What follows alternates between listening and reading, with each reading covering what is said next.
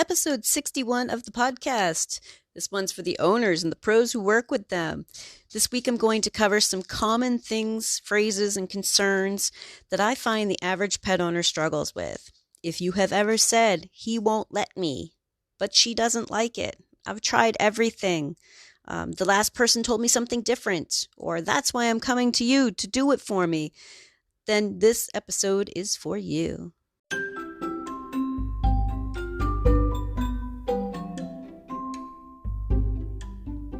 You're listening to the Creating Great Grooming Dogs podcast. I'm Chrissy Newmeyer-Smith. I'm a certified professional groomer, a certified behavior consultant for canines, a certified professional dog trainer, and the owner of Happy Critters in Nashua, New Hampshire. And this, my friends and colleagues, is the podcast where grooming and training meet.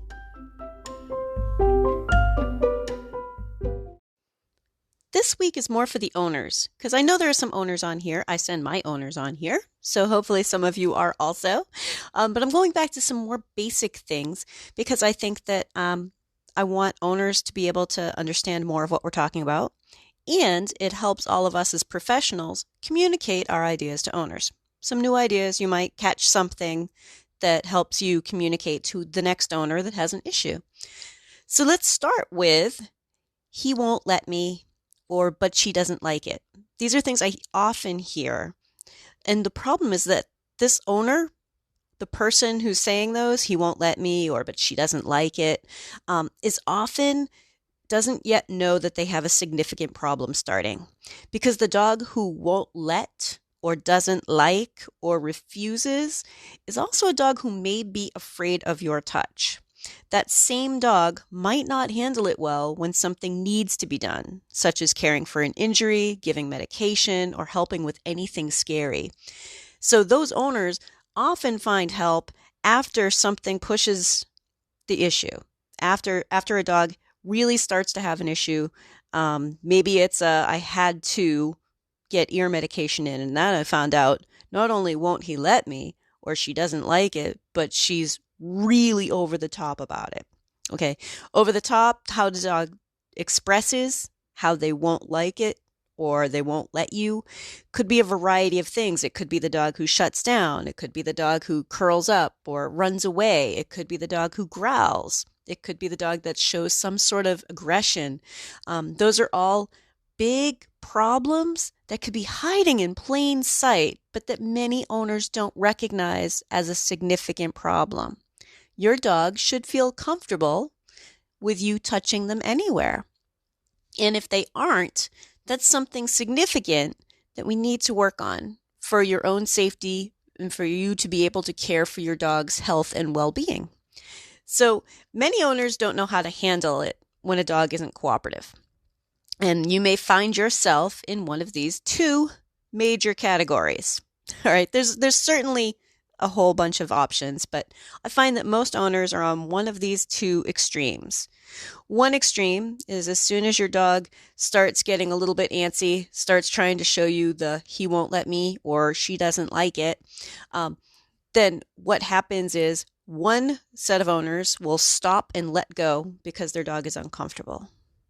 And then the opposite side, the opposite choice that I see just as frequently is the other group will be stern about it and force the dog to do it. So on the surface, each of those choices sounds like a pretty good idea. What could possibly go wrong, right? Like, well, it's got to get done. I don't want my dog to be scared is the one group. And the other one is, I'm sorry that you're scared, but I got to get this done. This is for you, right? Here's the tricky bit. And pros, listen up, because I can tell you right now, the tricky part of that is that each of those two general groups can see the flawed logic of the opposite technique. So it's important for us as professionals to know which end of that spectrum our customers are starting at. Because the people who initially see their dog start getting a little bit nervous and stop and let go, those folks are concerned about making their dog uncomfortable, and they want their dog to trust them and know that they're safe with them. Whereas the be stern and get it done folks think that that is spoiling and babying dogs. Now, the be stern and get it done folks want their dog to be comfortable with them doing anything and everything that must be done, but The stop and let go folks think that pushing the dog, even if it's scary or traumatic for the pup, right? Now, the stop and let go folks think that those dogs are being mean to their dog. So I want you to think about that. Like they're both kind of right and they're both kind of wrong. Clear as mud, right? So the methods that I use, have success with, and encourage others to try is somewhere in the middle of what really are those two extremes. So I want to guide everyone to encourage their dogs to be calm, comfortable, and cooperative. That will look different for every dog, but the guideline stays the same. So as an owner, you know what to look for if I tell you you want him to be calm, comfortable, and cooperative, right? You're going to be able to see that in your own dog. You're going to be able to say, oh, he's now no longer calm. You might not know how to get there. That's okay. There are plenty of times where you're going to need a professional to help you. But I want you to think about just letting go isn't encouraging calm. Forcing him isn't encouraging calm, right? Just letting go isn't going to help him be comfortable. Forcing him isn't going to help him be comfortable. Just letting go isn't teaching cooperation, and forcing him isn't teaching cooperation. We want our dogs to feel safe with us, but letting go and stopping when they're uncomfortable isn't a long-term solution. Releasing and ending when a dog becomes uncomfortable can send the wrong message. It can make a situation where the dog expects you to not do that again, and it can be very frustrating to a dog if you keep trying to do the thing again. So when that frustration comes out is often when they are at the vet or at the groomer. So an owner who always lets go may not even know that how their dog manages stress, how their dog will respond if someone pushes a little bit further than their dog's comfortable with. So I often hear, I don't know what happened. He was at his groomer and apparently he wasn't really good there and I don't know why. Or he wasn't really good at the vets and I don't know why. Sometimes it's because we've told him as soon as you are uncomfortable, everybody lets go. But in the middle of a medical procedure, if a dog decides they're uncomfortable, oftentimes they can't let go. If you're in the middle of bandaging a dog, you can't let them run out of the room. If you have a dog in the tub and he's all soapy and that's when he figures, you know what, I'm kind of uncomfortable with this, we have to continue rinsing. So sometimes that dog doesn't know how to deal with stress, and because their owners haven't calmed them down or kept them comfortable, have told them like, oh, as soon as you give me your signal, we let go. Now we have a dog that could do something pretty aggressive or could become terribly, terribly frightened. So dogs express their discomfort in different ways because they're all individuals. And what seems to stay the same in my experience is that whatever actions they take to express discomfort, growling, lunging, biting at the or the opposite, trying to get away and curling into a little ball and shivering, whichever version your dog may show will increase if it always works. If it always works, that's going to increase. If it makes you stop whatever they were uncomfortable with, it will continue. The dog may show more aggressive displays. The dog may show increased fear. So I want you to think about neither of these is a dog who is learning to be calm, comfortable, and cooperative. Aggressive displays are a dog who is uncomfortable, right? He's not trying to give you a hard day. He's having a hard day, right? So the other extreme is when we want our dogs to allow us to do whatever needs to be done around them, for them, But if we're forcing a dog who isn't ready, isn't calm, or isn't willing, it can make a situation where the dog shows increased signs of discomfort, avoiding you, fighting against you, curling into a tight ball, shaking, shivering, showing aggressive displays, right? This will make the problem worse because they're trying to tell you they're not enjoying this. They're having a hard time. They're trying to get you to stop and you just keep pushing. So they start showing more signs. They're like, my God, this person doesn't understand how uncomfortable I am. I will really drama this whole thing up. How's that for tech talk? I'm going to drama this up, right? They go into this overly exaggerated version of what they were doing a minute ago. Like, how can you not understand that I'm uncomfortable with this, right? So, my dog owning friends, where does this leave us? Now, I want you to think about observing your dog. What does your dog do to show that they're uncomfortable? Your dog is an individual. Your situation is individual.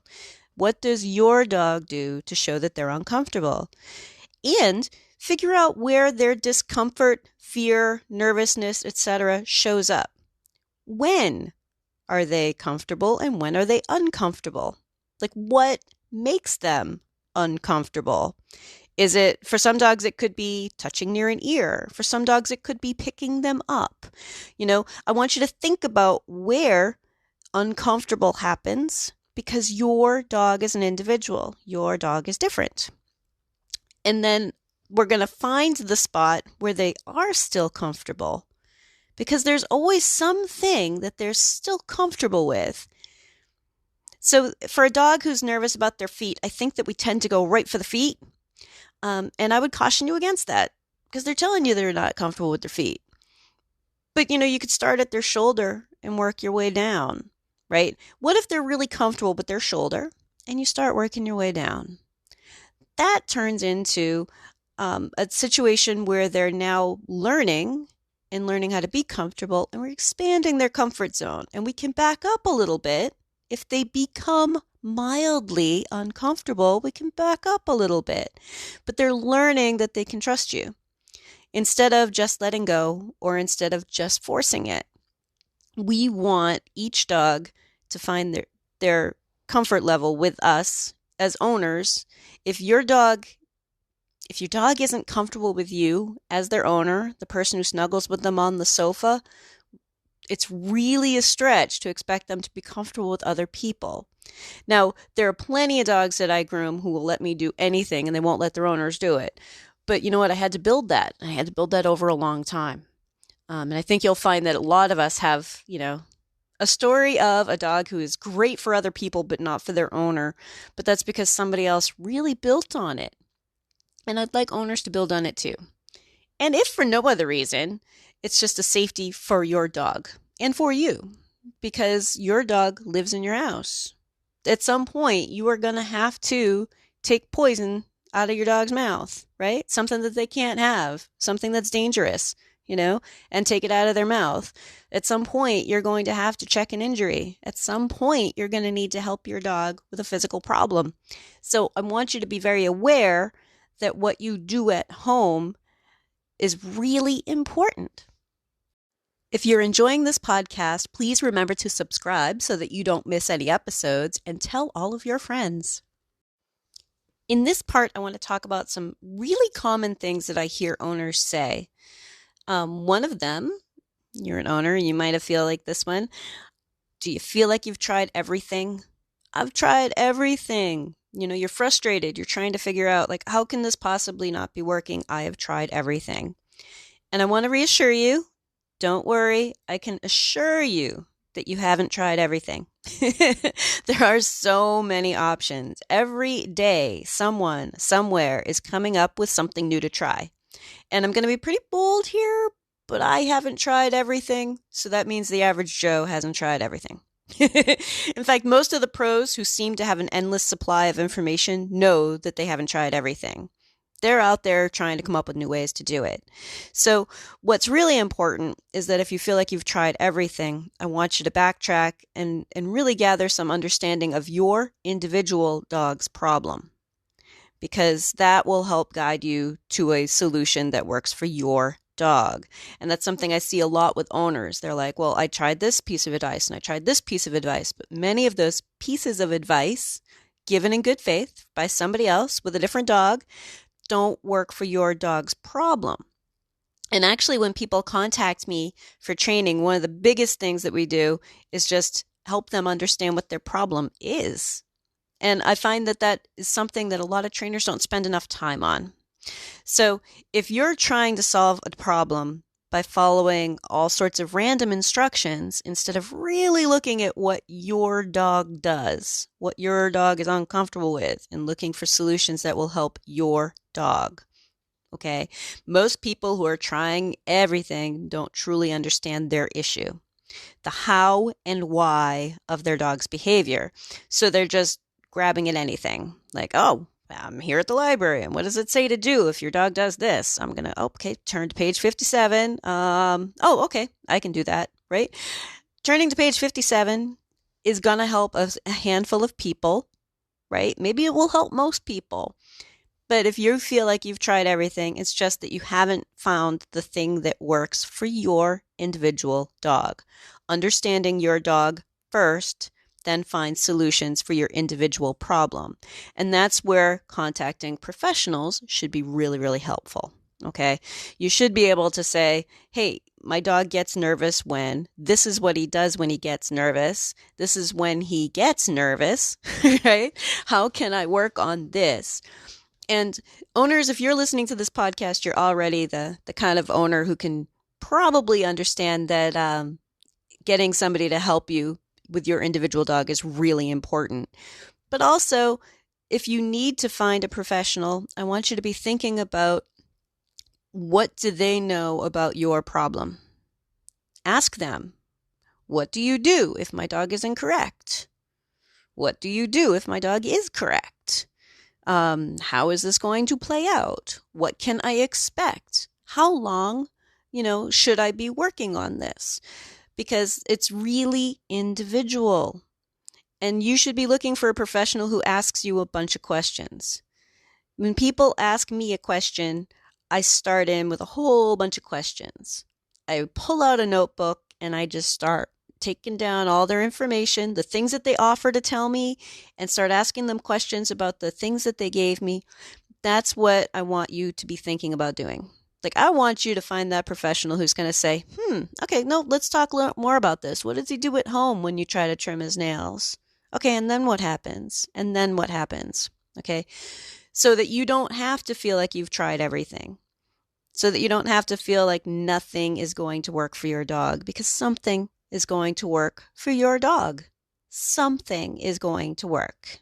All right. And it may not be that he's going to be, a perfect angel and totally comfortable with his whole life, but a healthy dog can be taught to be a safe dog.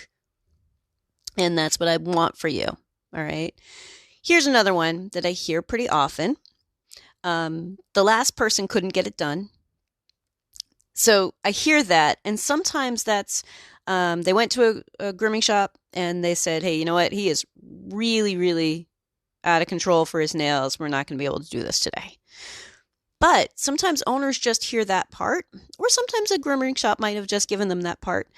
But the second half of that conversation should be, this is what we're going to need to do to get it done in the future. This is what we're going to need to do to continue on, and that it's not about getting the nail trim done all together today if your dog is having a hard time with it. So it's not necessarily that a professional has refused. So ask them. If they said, we couldn't get it done today, ask them, does that mean that we need to work on this more with you? How is this going to work? Or ask them, are you refusing in sending him someplace else? Okay, because I think sometimes we're really, really quick to say, they couldn't get it done. I guess I have to go someplace else. And that's not really the case. And if you do go someplace else, tell them every bit of information you know about what happened when it couldn't get finished. Okay. Next thing that I hear pretty often is, you try to give a piece of advice or say what you're going to be doing as a professional, and the owner says, the last person said something different. Okay, I hear you, and I understand that you're frustrated. So if the last professional told you something different, as a fellow professional, I am going to ask you, okay, what did they say? And have you been following their instructions? What kind of results are you getting? Is it staying the same, getting better, getting worse? Did you follow through with what they said? How did it play out? Have they offered a couple of things? Like, do they know that their instructions didn't help? Have you followed up with them? Because I don't throw other professionals under the bus. Like, I want you to be able to say, all right, we'll talk to her, so and so over at the other grooming shop, and say, all right, this isn't helping right now, or the trainer, like, this isn't helping, things don't seem to be improving, and give them the chance to sort it out for you. Because many, many, many professionals have a wide variety of things we can try. If the first way doesn't work for your individual dog with your individual dog's problem, there are other things to try.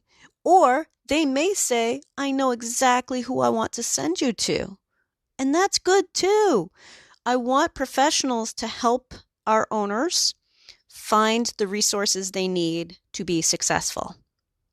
Okay. Now I know why owners get really, really frustrated, because there's another one too that I hear is, how do I work on this when even the professionals seem to be contradicting each other? Now I'm bringing my dog to someone for them to get it done for me, and they're telling me I need to do training, but I'm bringing him to you because I need him done, and it just circles around, right? Professionals don't necessarily do things in the same way. Working with dogs is a lot like working with kids.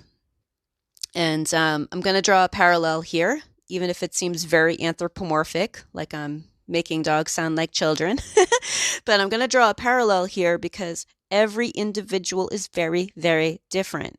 And what works for one might not work for another one. And if you really wanted to work with an individual and help them with their problem, you need to get to know them. And you need to have a wide variety of experiences. So some of us as professionals are really pretty intuitive about it. I would say earlier in my career, I would get like an intuitive hit, had a feeling, right? And then later, as I progressed and learned more about behavior, what I realized was that I was catching on to some very clear physical signals that I hadn't yet identified in my own mind. But there were clear physical signals. Now I can see it as that wasn't intuitive at all, just that I had a pretty good grasp of what a dog was trying to show me. Because the dogs want us to know how they feel. They're trying to show us the entire time, like, hey, I'm not comfortable with this, or I am comfortable with that, or I'm trying, right? So when you think about every teacher out there who teaches kids, they all have a slightly different feel for the way they do their work. And some students love a teacher that other students didn't jive with, right? So I want you to be thinking about, professionals may sound like they're contradicting each other, and in some cases we really are. There are definitely two schools of thought out there, which is very similar to the owner ones that I gave in the first part. In the first part of this episode, where they're like, just get it done, or, oh, just stop, right? You're also going to find trainers like that. You're going to find groomers who are like that too. But most of us, I think, ride right in the middle of, let's figure out what makes this dog tick. Let's figure out how to get this dog to be comfortable with it. Okay. There are a lot of people out there who aren't yet aware that we can teach a dog to be comfortable with it. But we can. And that might sound really, really bold, but I do believe, in my experience, and I've been doing this for a long time, I do believe that a healthy dog can be taught to be a safe dog. They can be taught that this is going to be safe, be good, you're fine. They might not enjoy it, but you know what? I trust my dentist. I think they are wonderful. I trust them, but I don't crave going. And some of the things that we ask our dogs to do, like going to the groomer or going to the vet, are a little bit like a dentist visit. Like, this is going to be uncomfortable. I'm not going to like the whole thing. But you know what? Feeling safe is super important. Being able to respond safely is super important. So owners, I feel your frustration. I feel why you're having trouble and why it's so hard to try to find the professional that's right for you. Or find someone who's going to take the time for you to communicate your needs. But I'll tell you what, I've got a bunch of listeners on this podcast who are trainers and groomers and vet techs and vets who would like to delve deeper into those things, who would want you to give them as much information as possible. right? So I want you to think about finding people to help you with your individual dog's issue. And if you need to, you can go to the Creating Great Grooming Dogs Facebook page. There's a Facebook group, there's a Facebook page. You can contact me directly. But I want to help people. That's why I do this podcast every week, right? That's why I want to speak at conferences. That's why I've spoken at 2 conferences already. That's why I want the grooming, training, and veterinary medical professionals to support owners and help them find their individual solutions to meet their individual needs. And it doesn't need to be something very, very complicated. It just needs to be the right fit for your individual dog. This week's action step is to look at an individual dog. Maybe it's your dog, maybe it's a customer's dog, but look at one individual dog and think about what makes that dog tick. What makes that dog uncomfortable? What is that dog comfortable with? And how do they express their discomfort? If you'd like more information, you can find me at Chrissy@happycritters.net, happycrittersdogtraining.com, or you can join the Facebook group, Creating Great Grooming Dogs podcast, or the Facebook page, Creating Great Grooming Dogs. I really look forward to hearing from you. If you're ready to go beyond the podcast, and I hope you do, I've made it really easy for you. If you go to creatinggreatgroomingdogs.com and click on your next step, you'll see all of the options. There's the Scholar Lounge community, there's the Modern Grooming Professional Certification, there's Master Canine Stylist and Professional Canine Stylist Diploma testings, there's the Behavior Lab for coaching and private one-on-one sessions with me, and of course, the Master Groomer Behavior Specialist program. So go to creatinggreatgroomingdogs.com and click on your next step.